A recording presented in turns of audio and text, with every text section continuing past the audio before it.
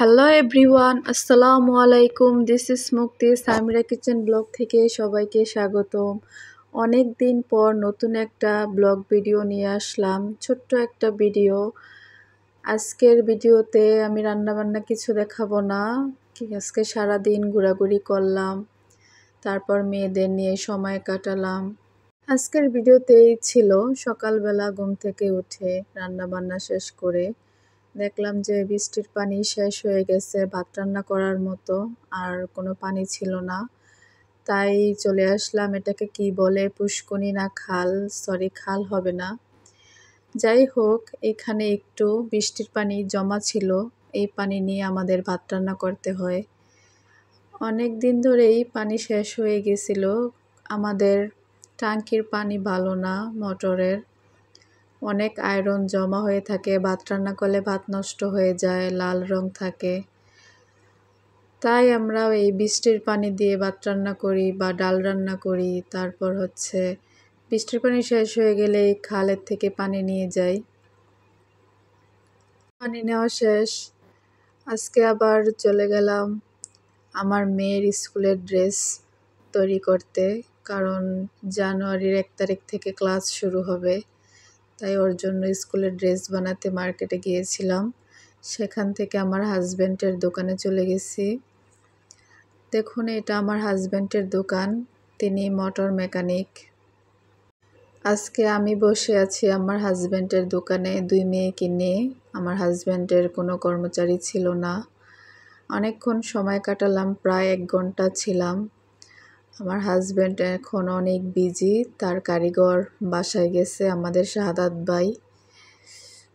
সেজন্য দোকানে আমরা বসেছিলাম 1 ঘন্টা। তিনি বাজারে গিয়েছে, বাজার করে নিয়ে আসছে, এই তখন আমরা দোকানেই ছিলাম। আমার 2 মেয়ে কিন্তু অনেক এনজয় করছিল বাবার দোকানে গিয়ে। আবার দোকানের পাশেই রাস্তা, অটো, সিএনজি, রিক্সা চলাচল করে, ওরা অনেক আনন্দ ফিল করেছে। আমার মেয়ে বলতেছে, মা তোমাকে একটু ছবি তুলি। ভাবলাম ছবি তুলবে কেন, একটু ভিডিও করে নাও।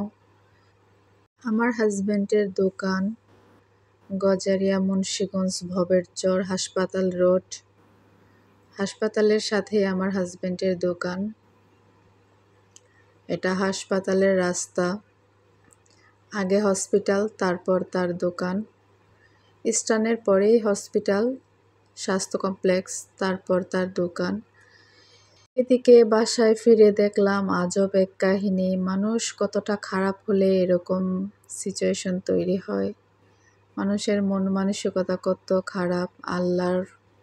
আল্লাহকে তারা বিশ্বাস করে না, তারা তাবিজ তোমার বিশ্বাস করে, কবজ বিশ্বাস করে। এদিকে আমার চাচাতো ভাসুর, তিনি বাড়ির কোনায় মাটি কোবাচ্ছিল, হঠাৎ করে তিনি দেখতে পেল একটা ডিম, ডিমের মধ্যে আরবি লেখা। ডিমটা ভেঙে দেখলো ডিমটা সম্পূর্ণ ভালো। কে হবে বা কারা হবে এই কাজ করেছে, তার বাড়ির কোনায় এই ডিমটা রেখে গেছে।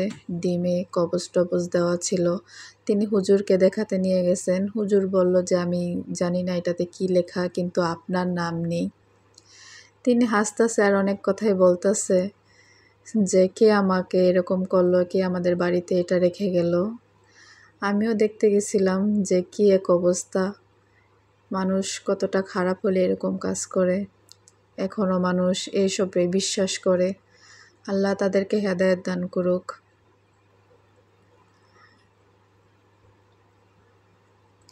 এইদিকে রাত হয়ে গেল, আমার মেয়ে ঘর একদম এলোমেলো করে ফেলছে।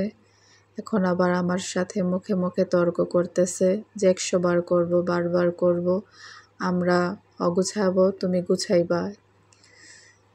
খেলাধুলা করলে ঘরের ভিতরে একদম সব কিছু, বালিশ, চাদর, বেডশিট, মশারি, এগুলো এলোমেলো করে ফেলে।